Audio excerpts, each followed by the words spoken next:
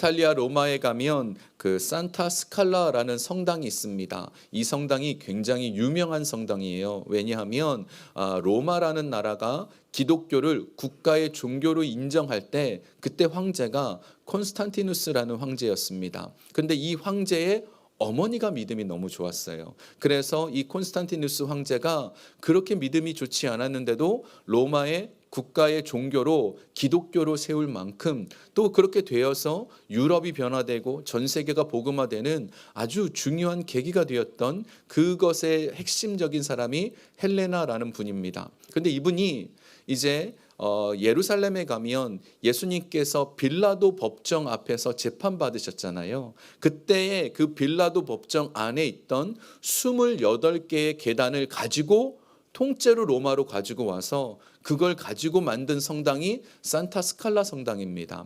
한번 보여주실래요? 근데 이 산타 스칼라 성당에 들어가는 입구가 저 28개 계단으로 되어 있어요. 근데 저 사진이 여러분 혹시 자세히 잘 보이십니까? 사람들이 서서 올라가는 게 아니라 무릎으로 올라가고 있어요. 그 왜 그런가 하면 여기 이 28개 계단을 무릎으로 올라가면 죄 용서를 받는다라는 말이 있어요. 그래가지고 그 로마 여기 실제로 가보신 분, 저는 한 번도 못 가봐서 잘 모르지만 거기가 다 움푹 파여 있대요. 늘 사람들이 무릎으로 올라가서. 근데 여기에 대표적으로 갔던 사람이 누구냐 하면 마틴 루터입니다. 종교개혁을 일으켰던 마틴 루터가 자기 안에 하나님 나를 좀 용서해 주십시오. 하나님 내가 하나님 앞에 평안이 없습니다 하고 이제 이 계단을 무릎에 피가 나도록 여러 번 올라갔는데 아무리 해도 평안함이 없는 거예요. 아니 이게 좀 이상하지 않냐? 내가 이렇게까지 무릎에 피가 나도록 올라갔으면 마음에 평안이 있어야 되는데 그냥 불편한 마음을 가지고 독일에 와가지고 그리고 말씀을 보다 보니까 의인은 행위가 아니라 오직 믿음으로 구원을 받는구나라는 걸 알게 되고 종교개혁을 일으켰습니다. 그래서 이 산타 스칼라 성당의 이 빌라도 28개 계단이 유명한 거예요. 여러분 이 당시 그 마틴 루터 당시만 해도 천주교에서 그 열심히 신앙생활하고 헌신하고 행위로 봉사를 잘하면 하나님께서 복을 주신다. 그리고 또 열심히 많은 헌금을 하면 지옥에 갔던 형제 자매도 천국으로 바뀐다. 이런 말도 안 되는 그런 얘기를 했었습니다. 그리고 죄를 면제받기 위해서 서류를 써주는 거예요. 헌금을 얼만큼 내면 너의 죄는 용서받았다 하고 면죄부라는 걸 줬지요. 이 모든 것들이 있을 수 없는 일이죠. 그래서 가장 근본적인 본질을 무시하고 그냥 행위적인 것, 그냥 눈에 보이는 것 이런 것들만 남아 있어서 잘못이었다라는 겁니다. 오늘 본문에도요.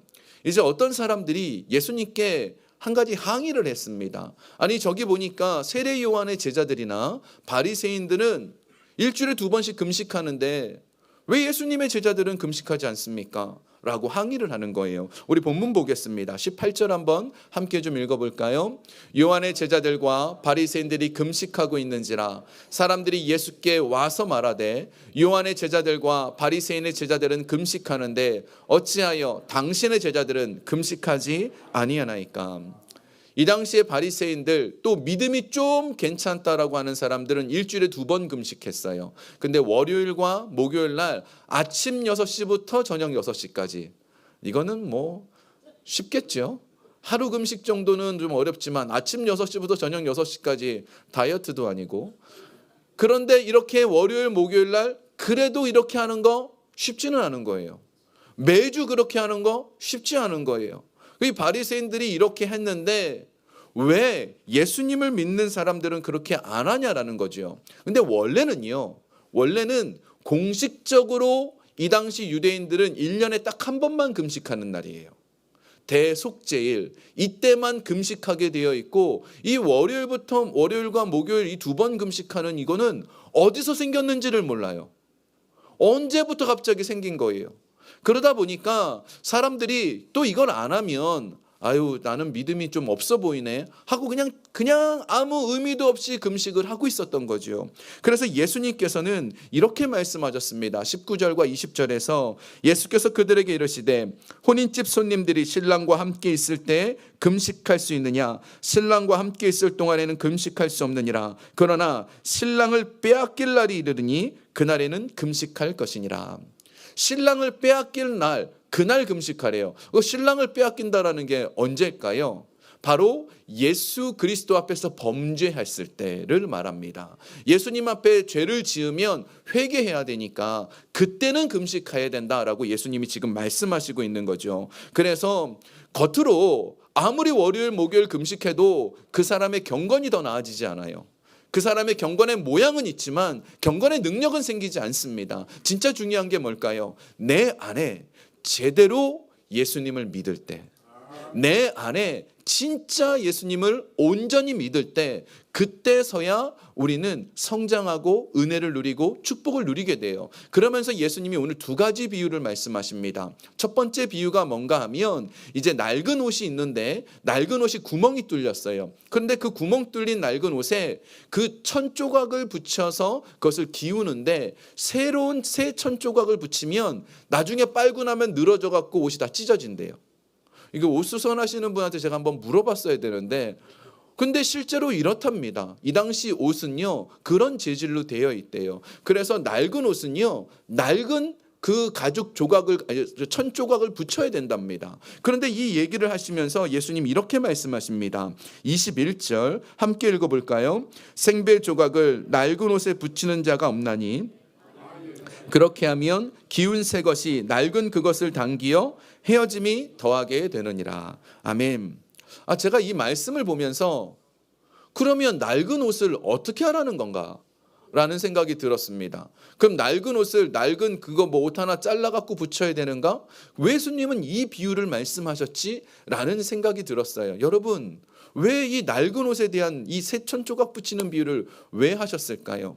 우리 인생 속에요, 우리가 살다 보면 낡은 옷이 될 때가 있어요. 구멍 날 때가 있어요. 그걸 어떻게 해야 될까요? 주님, 이 구멍 난 거 메워주십시오. 이것이 잘 붙게 해주십시오. 라고 기도하는 게 아니에요.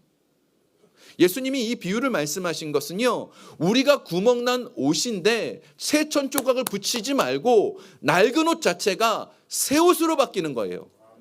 이게 예수 믿는 사람이라는 겁니다. 예수 믿는 사람은요 천조각이 막 붙여갖고 기우는 인생이 아니고요, 아예 낡은 옷이 새 옷으로 바뀌어지는 인생이, 이것이 예수님을 믿는 인생이라는 거예요. 예수님이 이 땅에 오실 때 우리는 나팔 불 때 하늘나라로 갑니다. 근데 옷이 바뀌어요. 우리가 지금 입고 있잖아요, 이 옷이 흰 옷으로 바뀝니다. 패션 하시는 분들 싫어할 거예요. 다 흰 옷이에요, 다 흰 옷. 그런데 실제로 눈처럼 너무너무 아름다운 흰 옷으로 바뀐다고 돼 있어요. 우리는 바뀌어지는 존재예요. 그래서 예수님 지금 이것을 말씀하시는 것은요, 경건의 그냥 모양만 대충 깨워 입는 인생이 아니고요, 아예 바뀌라는 거예요.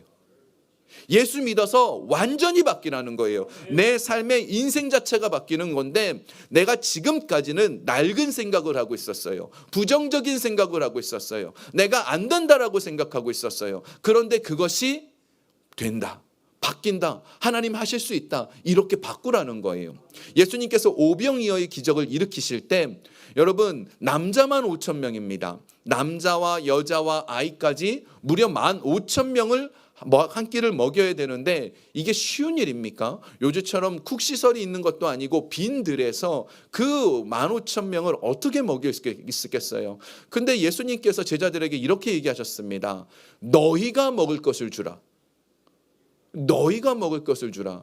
여러분, 저희 교회가 요즘 식사 인원이 좀 늘어서 200명이 그래도 좀 안 되지만, 여러분 200명 먹이려면 얼마나 많은 준비하는 줄 아세요? 음식 준비뿐만 아니라 숟가락 젓가락 준비해야죠, 커피 준비해야죠, 뭐 불 켜놔야죠, 할 일이 정말 많아요. 200명 먹이는 것도 간단하지 않은데 15,000명 한 끼 먹인다는 거, 이거 쉬운 일일까요? 쉽지 않아요. 참 어려운 일이에요. 불가능한 일이에요. 근데 제자들 12명이서 어떻게 먹을 걸 주겠어요? 불가능합니다. 예수님 빨리 보내서 마을들 가서 뭘 좀 사 먹게 하십시오. 이게 맞는 얘기입니다. 라고 제자들은 얘기했죠. 근데 그때 예수님 하신 말씀이 어린아이의 도시락 보리떡 5개와 물고기 2마리로 다 먹이셨습니다. 오히려 12강줄이 남게 하셨습니다. 이게 새 옷을 입는 인생이라는 거예요. 우리는 안 돼 보입니다. 문제가 있으면 안 된다라고 생각이 들어요. 문제가 내 앞에 펼쳐져 있는데 이걸 어떻게 해결합니까? 아유, 이 문제가 또 있네. 이걸 어떻게 하면 좋지? 자꾸 우리는 이런 부정적인 생각이 들어요. 이상하지요? 아, 이것을 어떻게 하나님 해결해 주실까? 내 안에 어떤 기적이 일어날까? 이런 기대감보다 아유, 왜 이런 일이 일어나? 왜 이런 일이 자꾸 생겨? 자꾸 짜증스럽고 불평만 자꾸 생겨져요. 이게 낡은 옷을 갖고 있어서 그래요.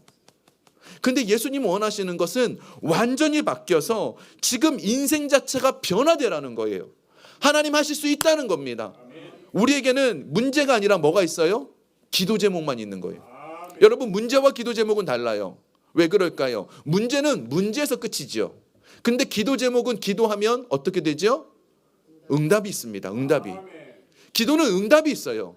그래서 그것이 중요한 거예요. 여러분, 어떤 일이 벌어졌을 때 우리가 가져야 될 태도가 뭘까요?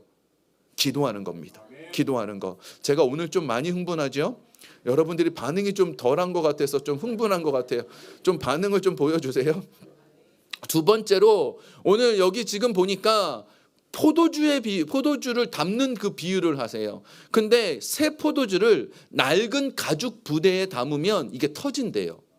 그 얘기를 하시면서 22절에 이렇게 얘기하십니다. 함께 읽겠습니다. 새 포도주를 낡은 가죽 부대에 넣는 자가 없나니 만일 그렇게 하면 새 포도주가 부대를 터뜨려 포도주와 부대를 버리게 되리라. 오직 새 포도주는 새 부대에 넣느니라 하시니라. 아멘. 저희는 이게 어떤 의미인지 잘 모를 것 같아요. 왜냐하면 요즘은 뭐 와인들이라는 게 다 병에 들어 있잖아요. 근데 이 당시에는요, 이제 포도주가 있을 때 낡은 그 포도주 그 바구니 안에 그 가죽 부대 안에 새 포도주를 넣지 않는데요. 왜냐하면 이 새 포도주가 점점 이렇게 부글부글 끓어올라 가지고 낡은 것은요, 이게 낡아 가지고 터져 버린다는 거죠. 근데 새 포도주는 아직 가죽이 힘이 있기 때문에 좀 팽창이 되어도 이걸 흡수할 수 있대요. 왜 예수님 이 비유를 말씀하셨는가 하면 하나님의 놀라운 능력이 내게 있을 때 이 능력을 수용할 수 있는 것이 있어야 돼요. 나타나야 돼요. 그냥 낡은 가죽 부대만 가지고 그냥 낡은 와인만 먹는 인생이 아니고요. 새로운 하나님의 놀라운 능력이 내게 나타나셔서 날마다 간증하는 인생이 되어야 된다는 뜻이에요. 이것이 바로 새 포도주의 비유라는 것이죠. 오늘 시편 34편 8절에 보면 아주 중요한 말씀이 하나 나옵니다. 너희는 여호와의 선하심을 맛보아 할지어다 되어 있습니다. 하나님의 능력을, 하나님의 기적을 어떻게 하라고요? 네, 오늘 반응이 참 없으세요? 맛보아 할지어다, 맛보아 할지어다. 맛을 보라는 거예요. 여러분, 저희 교회 요즘 그 주일 3부 식사 친교 끝나면 여기 올라와서 다 베이글 드시더라고요. 제가 이해가 안 되는 게 밥 다 드셨잖아요. 그런데 베이글을 계속 드세요. 그래가지고 저희 베이글 갖다 놓으시는 장로님이 안 되겠다고 요즘 2박스를 갖다 놓으세요.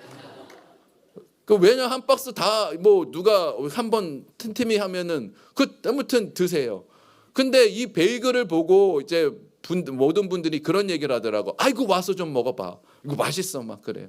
그런데 지나가는 누군가가 만약에 베이글 다 똑같지 뭐 거기서 거기야 뭐.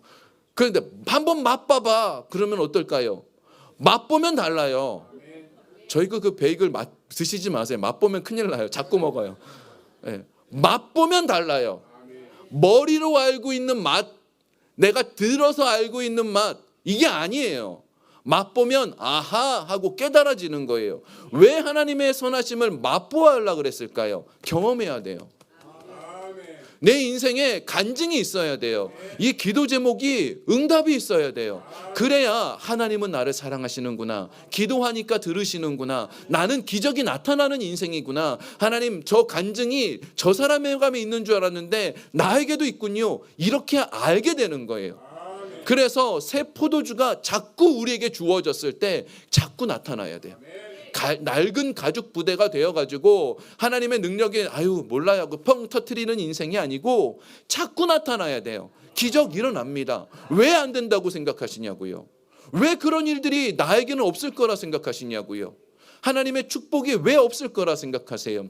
이삭이요, 이 우물만 파면 하나님 우물이 나왔어요. 이 당시 우물은요, 지금의 집 10채 값입니다. 이제 그 반응이 없으니까 안 놀랄 거를 알았어요. 요즘 집이 100만 불이라고 하면 집 10채 값이면 1000만 불짜리예요. 우물 하나 파면요, 그냥 대대로 먹고 사는 거예요. 그런데 우물을 팠는데 옆 동네 사람들이 와서 뺏어갔어요. 싸우지 않고 넘겼습니다. 그냥 이거는요, 무슨 베이글 하나 주는 게 아니잖아요. 우물이 이게 지금 1000만 불짜리를 그래 가지세요 하고 준 거예요. 그래서 또 팠습니다. 또 나오네요. 그 또 달라니까 또 줬습니다. 3번째 팠습니다. 그 또 나옵니다. 우물이. 우물이라는 게 파면 나오는 게 아니잖아요. 그러니까 비싼 거잖아요. 이 이삭의 우물 같은 축복이 왜 나에게는 없을 거라 생각하시냐고요. 손 대는 것마다 축복받을 수 있어요. 네, 이럴 때는 아멘 좀 크게 하셔야 돼요. 내 인생 속에 기적이 나타날 수 있어요. 어떨 때? 내가 새 포도주 그 부대가 될 때. 하나님은 엄청난 능력이 있어요. 단지 우리가 그것을 못 가두어 드리는 거예요. 그래서 필요한 게 뭐냐 하면 우리 터지면 안 돼요. 터지지 않는 새 포도주 그 부대가 돼야 돼요. 처음부터 낡은 포도주 부대가 된 사람은 아무도 없어요. 언젠가 낡아지는 거잖아요. 자꾸 낡아지는 거예요. 우리가 경건의 모양만 갖추면 안 되고요. 왜 바리새인들은 금식하는데 당신들은 금식 안 합니까? 이런 것에서 멈추는 게 아니고요. 진짜 바뀌어야 돼요. 진짜 바뀌어야 돼요. 그래서 이게 진짜 중요합니다. 마가복음 16장에 보면요, 이 마가복음의 맨 마지막은 16장이에요. 거기에 예수님이 맨 마지막에 하신 말씀이 있습니다. 17절 18절에 보면 믿는 자들에게는 이런 표적이 따르리니 곧 그들이 내 이름으로 귀신을 쫓아내며 새 방언을 말하며 뱀을 집어올리며 무슨 독을 마실지라도 해를 받지 아니하며 병든 사람에게 손을 얹은즉 나으리라. 아멘. 이 말씀을 맨 마지막에 하늘 올라가시기 전에 하셨어요. 근데 이 말씀이 어떤 말씀인가 하면요, 이거는 뭐 독 마시면서 테스트하라는 뜻이 아니에요. 나로 인해서 주변에 생명이 흘러 넘쳐야 된다는 뜻이에요. 우리 본문 17절 18절 다시 한번 띄워봐 주세요. 제가 다시 설명해 드릴게요. 믿는 자들, 예수 믿는 사람들은 이런 일들이 일어난대요. 표적이란 말은요, 기적이에요. 이 기적이 일어나는데 그들이 내 이름으로 귀신을 쫓아내며 영적으로 살아나는 거죠. 그 다음에 방언을 말하며 뭐지요? 다시금 영이 살아나는 거예요. 이것도 생명입니다. 그 다음에 뱀을 집어 올리며 무슨 독을 마실지라도 해를 받지 않는 것. 육체가 해를 입지 않고 생명이 살아나는 거예요. 병든 사람들, 죽어가던 영혼이 어떻게 해요? 살아나는 거예요. 예수 믿는 사람은요, 그 사람이 나타나기만 하면 주변이 살아나야 돼요. 저 사람만 오면 갑자기 주변이 죽어가는 인생, 그게 아니고요. 저 사람만 오면 우울해지는 인생이 아니고요. 저 사람만 나타나면 주변이 막 생기가 솟아요. 저 사람이 나타나면 주변에 너무너무 기뻐져요. 모든 영혼이 살아나야 돼요. 이게 우리의 모습이라고 지금 말씀하시는 거예요. 독을 마시면서 한번 테스트하라는 뜻이 아니라는 거죠. 그러니까 우리는 그런 존재예요. 나로 인해서 내 가정이 살고 내 자녀가 살고 내 주변이 살고 교회가 사는 거예요. 이 중심에 누가 있을까요? 내가 있어요. 내가 있어요. 여러분이 지금 이 자리에 앉아 있는 건요, 나 혼자 은혜 받기 때문이 아니라 나를 통해서 하나님 주변에 그 큰 생명이 흘러 넘치게 만들어주는 거예요. 여러분 이 찬양 아십니까? 꽃들도라는 찬양이에요. 꽃들도라는 찬양의 이 가사를 누가 지었냐면 일본 선교사님이 지으셨습니다. 2001년에 지은 찬양이에요. 그런데 이 일본이라는 나라가 기독교 복음화율이 지금도 2%예요. 100명 중에 2명이 교회를 다니는 겁니다. 근데요, 한국은 4명 중에 1명이 교회를 다녀요. 엄청 많이 다니죠. 근데 4명 중에 1명이 다녀도 진짜 그리스도인이 몇 명이나 되겠냐고요. 근데 100명 중에 2명, 그 중에서도 진짜 그리스도인은 얼마나 되겠냐고요. 근데 이 선교사님이 복음을 전해도 변화가 없잖아요. 여기가 도대체 바뀔 수 있을까? 조윤기 목사님도 일본 복음화를 위해서 엄청나게 기도하시고 했는데 아직도 2%예요. 이 땅이 변화될 수 있을까? 막 이런 마음이 너무 막 괴로웠을 때 이 찬양의 가사가 하나님께서 주신 거죠. 이곳에 생명샘이 솟아나 눈물 골짝 지나갈 때에 머자나 열매가 맺히고 웃음소리가 넘쳐나리라. 이거 지금 아직 이루어진 게 아니에요. 근데 이루어질 거라고 우리는 믿어지는 거죠. 지금 2%지만 언젠가 100%를 넘어서 200%, 2000% 될 거라고 믿어지는 거죠. 왜 그럴까요? 기독교는 이런 능력이 있어요. 기독교는 이런 능력이 있어요.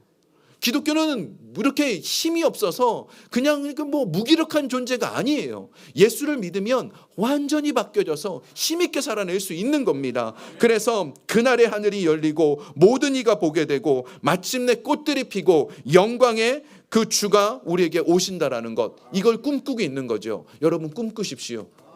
내 가정, 내 인생, 하나님께서 놀라운 능력 나타납니다. 하나님께서 놀라운 은혜를 나타낼 수 있습니다. 생명력 있는 인생으로 바꿔주실 수 있습니다. 그래서 마지막으로 우리가 살펴볼 때 그렇게 되기 위해서라면, 그러면은 어떻게 이렇게 내가 새 포도주 부대가 되기 위해서라면 어떻게 해야 될까요?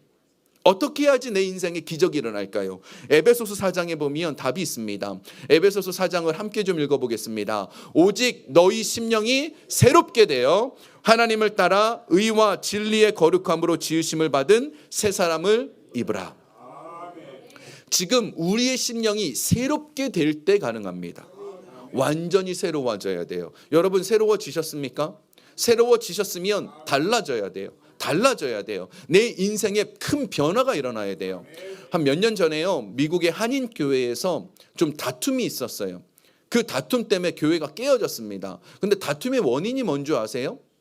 주일날 밥 먹잖아요. 밥솥의 버튼을 주일 예배 전에 누르느냐, 예배 끝나고 누르느냐, 이걸로 싸움이 났어요. 이거 진짜예요. 어떤 사람은 예배 전에 눌러야 된다. 그래야 밥이 괜찮다. 어떤 사람은 밥을 새 밥을 먹어야 되니까 예배 끝나고 눌러야 된다. 그것 때문에 다툼이 벌어져서 싸움이 벌어진 거예요. 그래서 교회가 결국은 깨졌어요. 근데요, 이게 지금 뭐 교회마다 어떤 때는 어떤 집은 뭐 커피로도 그럴 수 있고요. 어떨 때는 뭐 젓가락으로 그럴 수도 있고요. 뭐 우리 교회는 지금 문제가 아무도 말을 안 했습니다만 구역 이거 한 거 가지고도 실은 이거 목사님들이 제일 신경 쓰는 게 이런 거거든요. 여기 내면 왜 내가 여기 들어갔어요? 구역장 이 사람은 뭐예요? 그러고 뭐 이거는 뭐 별의별 뭐 말들이 나오는데 저한테는 아직 감사하게도 아무도 말은 안 하셨어요. 진짜 우리 교회가 건강한 교회가 되어가고 있어요. 근데 이래야 되는 거예요. 이러려면 내 심령이 바뀌면 안 보여요. 이런 게 안 보여요. 내 심령이 아직 안 바뀌었으니까 자꾸 이게 보여요. 막 아유 목사님은 왜 이러냐, 뭐 교회는 왜 이러냐, 이런 게 보이는 건 내 심령이 변화가 안 된 거예요. 심령이 변화가 되면 뭐가 보일까요? 문제거리가 아니고요, 기도 제목이 보여요. 아, 기도해 드려야겠다. 그게 건강한 교회와 그렇지 않은 교회의 결정적인 차이라는 거죠. 내 심령이 변화가 되기를 꿈꾸셔야 돼요. 지금 오늘 이 본문에 보면요, 낡은 그 새 옷이 찢어진다라는 말, 포도주 그 부대가 찢어진다는 말, 신랑이 또 이렇게 떠나간다라는 말, 세 개가 같은 단어예요. 같은 단어예요. 이게 무슨 소리냐면 내 안에 진짜 제대로 찢어져야, 휘장이 찢어지듯이 찢어져야 새로운 심령이 되고 새 옷을 입는 사람이 돼요. 새 옷을 입어야 돼요. 이 에베소서의 말씀처럼 새 사람을 입으라, 새로운 사람이 되라는 거죠. 그래서 내 마음속에 하나님 나를 좀 바꿔주십시오. 내 인생에 변화가 일어났으면 좋겠습니다. 자꾸 기도해서 내 심령을 바꿔나갈 때 하나님께서는 축복을 주십니다. 아브라함 링컨 대통령이 노예를 해방시켰잖아요. 근데 신기한 건요, 노예가 해방되었는데 그때 많은 흑인들이 여전히 노예와 같은 생각으로 살았어요. 내가 노예로 있었을 때처럼 살았어요. 죄인처럼 살았고요. 부정적인 생각하던 그대로 살았고요. 나는 안 된다라고 하고 살았고요. 나는 때려달라고 말하면서 살았어요. 왜 나는 자유인이 되었는데 안 바뀌냐고요. 그래서 이 바뀌기 위해서 2025년 주님 내 인생 기적이 일어날 거라 확신합니다. 나도 이삭의 우물 같은 일들이 일어날 거라 확신합니다. 내 인생에도 하나님 복 주실 거를 확신합니다. 하나님께서 이 생배 조각처럼 이 포도주처럼 하나님 완전히 변화시켜 주실 것을 확신합니다. 이렇게 외칠 수 있기를 주의 이름으로 축원합니다.